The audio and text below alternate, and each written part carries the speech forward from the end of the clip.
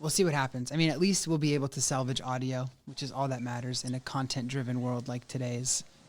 Hey, listen, the less I have to be on a video screen, the better Well, for now, me. So I don't know how to describe this to you, but you're literally the whole screen now. So Ugh. it'd be like recording my phone instead of the whole screen. But this might be the way to move forward in the future because I don't know, man.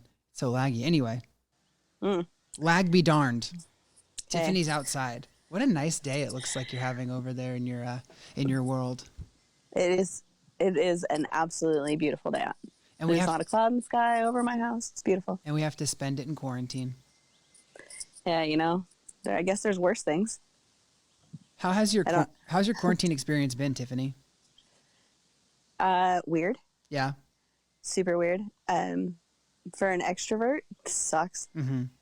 So, I mean, I love seeing people like online, but I'm kind of over it. I really want to like see people in person, and I'm a hugger, and I just want to hug people and like be with my friends. Yikes. So not a lot of hugging happening these days. Nope. It's summer. It's a wild time to be alive. I've never seen anything like it. Yeah. And you know, I'm older than most of the people in Impact, so that's really funny. If not everyone. Yeah. But no, it's really gnarly. I can't quite like wrap my head around it 9 times out of 10. Like sometimes I'm like, oh, you know what? We're all kind of in this together, whatever. But sometimes I'm like, holy macaroni, like this is really brutal. Yeah, it's just dumb. It really is just dumb. I think that's, I don't know. I mean, dumb is one way to put it, but it's just definitely like crazy, like dumb, crazy, insane, all the above, right? Like there's just nothing has prepared humanity for this. No, I think that's the interesting part too, is that it's like, for me, like I think about this, and you know, you always like see stuff happening in other places in the world, or you hear of things happening to other people. And I don't know, for me, I'm just always kind of like, that's always out there. And it just, I think that's just a hard place to sit and be like, whoa, like this is actually what they've said it was going to be. It's all of the things, and it's here. So yeah. It's just weird. Yeah. I don't know how it's going to affect society moving forward, but this has been so morbid. These aren't supposed to be so morbid. They're supposed to be fun and exciting and talk about all the fun things you've been doing in quarantine. Oh yeah. I mean, yeah, we've had all that too. What have you been doing? I've been working, which is, I'm thankful for, because I had a small panic attack last week when I thought I was going to run out of things to do, and it freaked me out. And thankfully we have really great people on staff that talked me off the ledge. And, Michelle Stout, my hero. But yeah, I've been working, and I'm doing new projects that I don't normally do, which is taking me out of my comfort zone, but it's also really exciting because it's a new learning curve, and I like that, even though I'm intimidated by it. So that's fun. So I'm staying busy.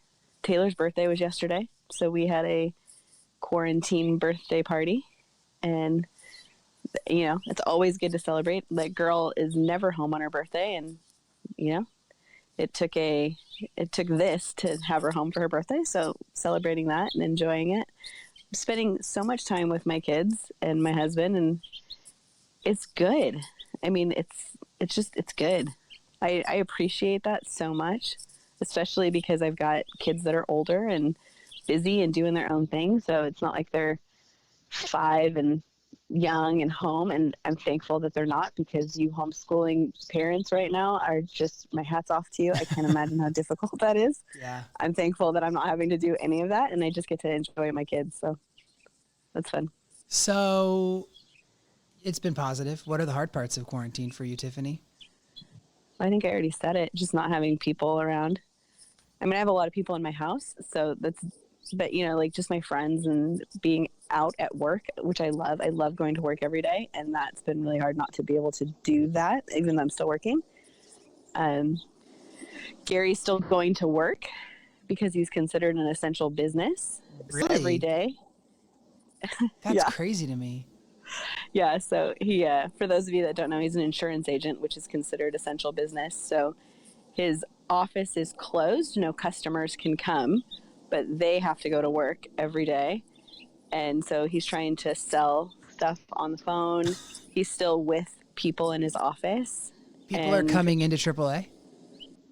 only workers, not Okay. any employee. Like no customers. Sorry, no customers. So, but it's pretty funny. His routine is like he comes home from work, he immediately says hi to everyone and goes straight to the shower. Like, you know, kind of just like takes off all of the clothes that he's been wearing all day just to kind of Burns put them them. aside, even though he's not really with people. Right. But just to kind of shower and just change and kind of reboot before he comes in, just because he's out and about in the world a little bit more than the rest of us. That is crazy to me that he's like legitimately still going in. We talked to Tyler Newcomb a couple episodes back, and he's still going in too. And he was just like, it's only a matter of time before I'm sent back. Yeah. I don't know. I mean, his company has been back and forth. At first, they were all going to send him all home, and they just can't get the technology to work. And he's on a secured network, and so it's just I don't know, it's just weird. Yeah. How has it been for your faith and your relationship with God, quarantine or coronavirus or all this stuff? Sure. Man, I'll tell you, if you're not, I don't know. For me, like I am enjoying spending time with God right now because he's doing a lot in me. I think he's built this. I've always had this desire to pray for people, but man, it is just on fire right now. And I've just been listening and just soaking in all of this scripture and sermons. And I'm sitting in this place of just healing and praying for healing, whatever that looks like. Knowing that that's not me, it's all God, but like that's just really been a place that I've been sitting with God a lot and learning so much and praying so much. And so yeah, it's just, I don't know, it's just sweet, really, really sweet. And obviously there's things to be in line with healing that are so physical, coronavirus and all of these things, but like it's just so much deeper than that. Like the things that God's calling me into to just pray for people, there's just so much emotional and like mental health healing that is, so transcends the physical. And then just the spiritual healing of, this just being a season where I think people are in need of answers, and that's what God provides. And so I think it just kind of transcends it all: physical, mental, emotional, spiritual. And so, yeah, I'm just doing a lot of praying and a lot of just sitting and soaking in God's word. So it's pretty cool. So maybe there's a student or two listening who they hear your prayer life and they hear that and they really want to dive in and pray more, and they have more free time and they're able to take more space throughout the day. What are some things, or what are some tips that you could give someone? Like, how do you cultivate deeper prayer and more frequent prayer in your life? And how can you use this time to really, really dig into that? Yeah. For me, I think I journal a lot when I pray. And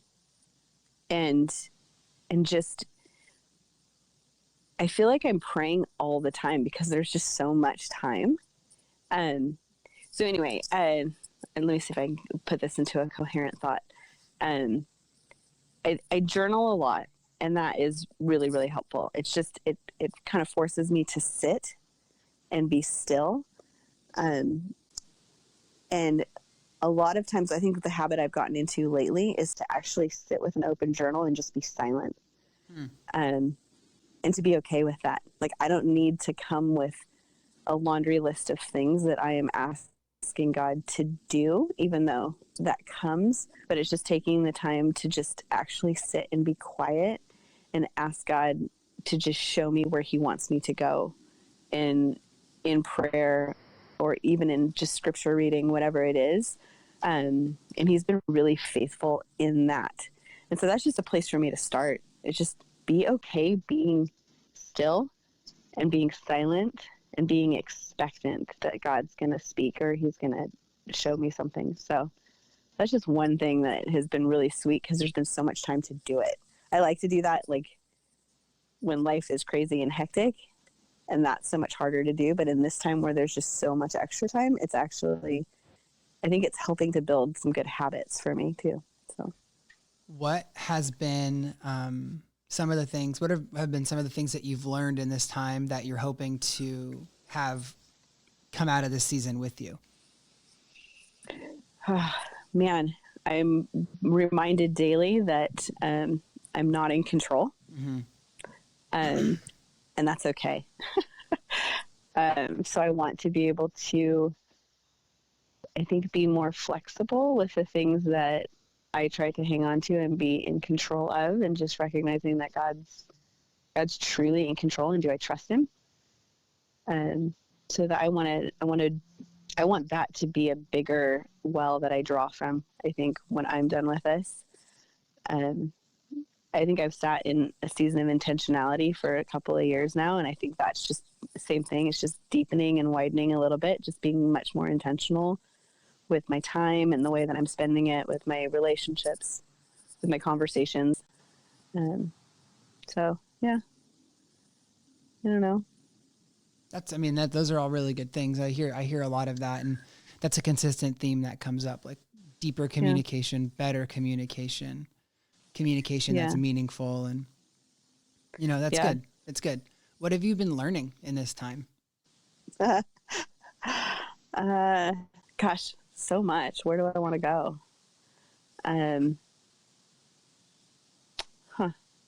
What have I been learning? I have been learning. Okay, this is really interesting. So this is going to sound really weird, so just don't judge me for it, but you probably will. It's okay. God talks to me a lot in the shower.